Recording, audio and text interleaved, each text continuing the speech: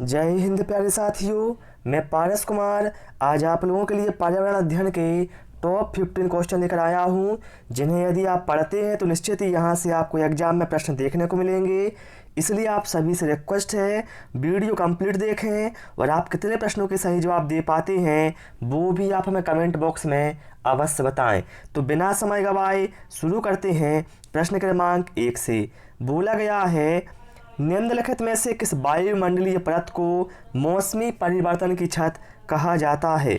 4 option हैं, क्षोभमंडल, बहिर्मंडल, ozone मंडल या फिर आयन मंडल।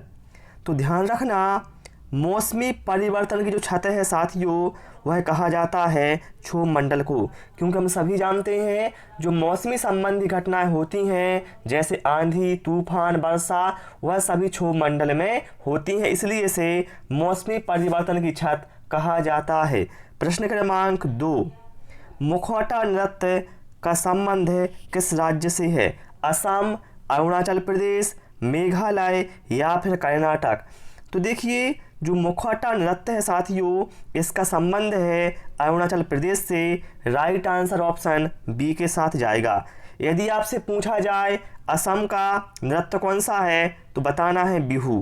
कर्नाटक का यक्षगान। ये भी एग्जाम में बार बार रिपीट होते हैं।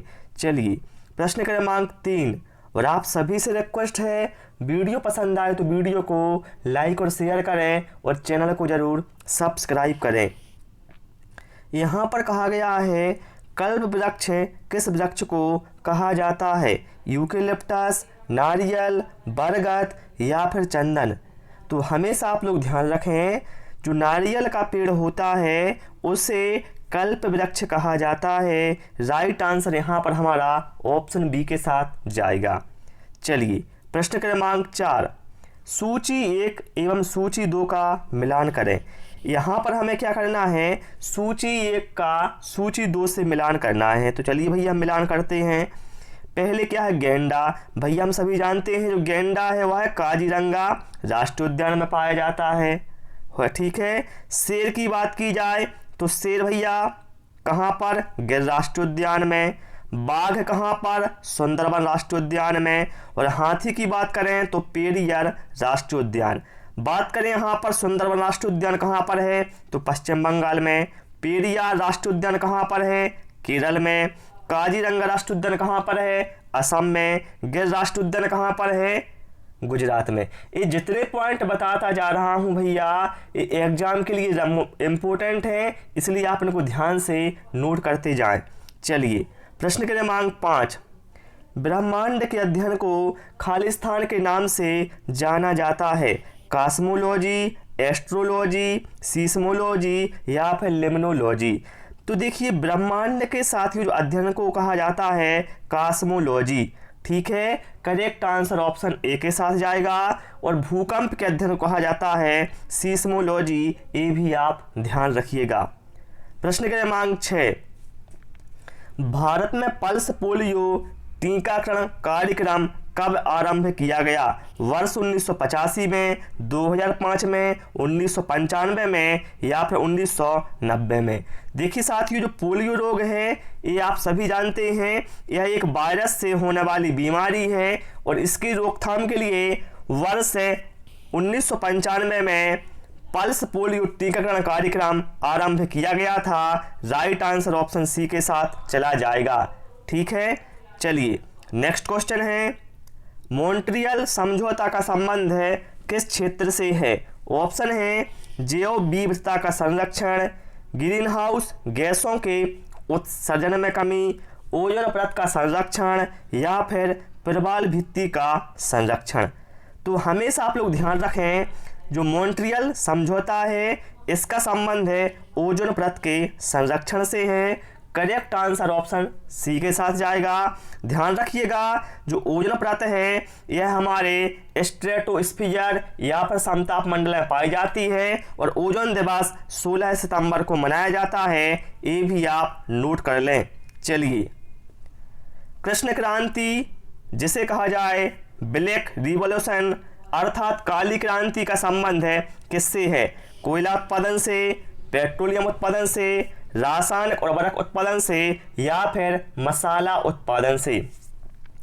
तो हमेशा आप लोग ध्यान रखना, कृष्ण क्रांति या फिर काली क्रांति का जो संबंध है वह पेट्रोलियम उत्पादन से है। ठीक है भैया मेरे, यदि आपसे पूछा जाए नीली क्रांति का किससे है तो मत्स्य से है। ठीक है, श्वेत क्रांति का किससे है, दुग्ध से है।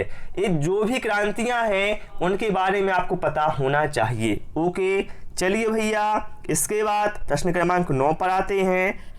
मरुस्थल में पाए जाने वाले पौधों को क्या कहा जाता है? जीरोफाइट्स, जीरोफियर, क्रिएलोफाइट्स या फिर फ्यूना।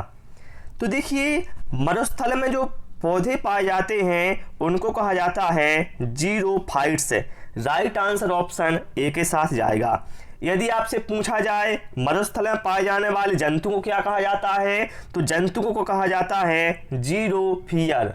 ठीक है, ये दोनों पॉइंट आप लोग नोट कर लो। प्रश्न क्रमांक 10, चिपको नारा पारिस्थितिकी की स्थायी अर्थव्यवस्था है, यह किसने गढ़ा था? देखिए पहला प्रश्न तो आपसे यही पूछा जाएगा कि चिपको आंदोलन से संबंधित जो चिपको नारा है वह क्या था? तो क्या था? पारिस्थितिकी स्थायी अर्थव्यवस्था है और यह सुंदरलाल बहुगुणा ने गढ़ा था। करेक्ट आंसर यहाँ पर हमारा ऑप्शन बी के साथ जाएगा। हम सभी को पता है जो चिपको आंदोलन है यह पादप संरक्षण से संबंधित था उत्तराखंड राज्य से। ठीक है, चलिए प्रश्न क्रमांक 11 है। भारत में सोयाबीन का अग्रणी उत्पादन राज्य कौन सा है? छत्तीसगढ़, मध्य प्रदेश, महाराष्ट्र या फिर उत्तर प्रदेश। तो देखिए भारत में जो सोयाबीन का अग्रणी उत्पादन राज्य है वह है मध्य प्रदेश। करेक्ट आंसर यहाँ पर हमारा ऑप्शन बी के साथ जाएगा। इसलिए मध्य प्रदेश को सोया प्रदेश या फिर सोया स्टेट भी कहा जाता है। चलिए प्रश्न क्रमांक 12 है। भारत में प्रथम यात्री रेलगाड़ी की शुरुआत कब हुई? वर्ष 1920, वर्ष 1856, वर्ष 1853 या फिर 1959।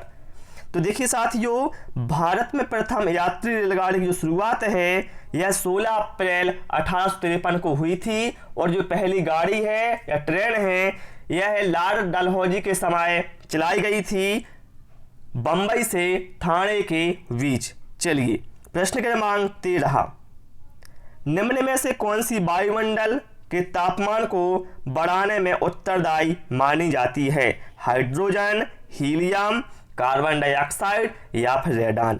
तो भैया हम सभी जानते हैं ऐसी गैस है जो वायुमंडलीय तापक्रम को बढ़ाती हैं, उन्हें हम ग्रीन हाउस गैसों की श्रेणी में रखते हैं। और यहाँ पर साथ ही जो कार्बन डाइऑक्साइड है ये क्या है? वायुमंडल के तापमान को बढ़ाने में उत्तरदायी है। इसलिए यहाँ पर करेक्ट आंसर ऑप्शन ए के साथ है चला जाएगा। चलिए प्रश्न क्रमांक 14, डोडा बेट्टा चोटी निम्नलिखित में से किस पर्वत श्रृंखला पर स्थित है? नीलगिरी की पहाड़ियां, इलायची की पहाड़ियां, अन्नामलाई पहाड़ियां या फिर नल्ला माला पहाड़ियां। तो साथ ही जो डोडा बेट्टा चोटी है यह है नीलगिरी की पहाड़ियां पर स्थित है। करेक्ट आंसर यहाँ पर हमारा ऑप्शन ए के साथ जाएगा। ध्यान रखना जो नीलगिरी की पहाड़ियां हैं इसे पर्वतों की रानी कहा जाता है, ये भी आपको ध्यान रखना है।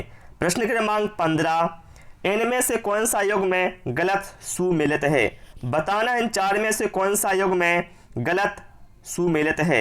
एपीकल्चर, मधुमक्खी पालन, बिल्कुल भैया मधुमक्खी पालन क्या एपीकल्चर कहलाता है? सही है। मत्स्य पालन पिसीकल्चर कहलाता है? बिल्कुल सही है। रेशम कीट पालन क्या कहलाता है? सेरीकल्चर, बिल्कुल सही है। छिपकली का अध्ययन सिल्वीकल्चर? नहीं मेरे भैया, छिपकली का अध्ययन कहलाता है सेरोलॉजी, ना कि सिल्वीकल्चर। अर्थात जो यहाँ पर ऑप्शन डी है वो गलत है, तो यही अपना करेक्ट आंसर हो जाएगा। क्लियर? तो प्यारे साथियों आज इस क्लास में इतना ही। उम्मीद है आप सभी को वीडियो पसंद आया होगा। वीडियो पसंद आया हो आप सभी से रिक्वेस्ट है वीडियो को लाइक और शेयर करें, चैनल को सब्सक्राइब करें। मिलेंगे अगले वीडियो में एक नए टॉपिक के साथ। Thanks for watching this video.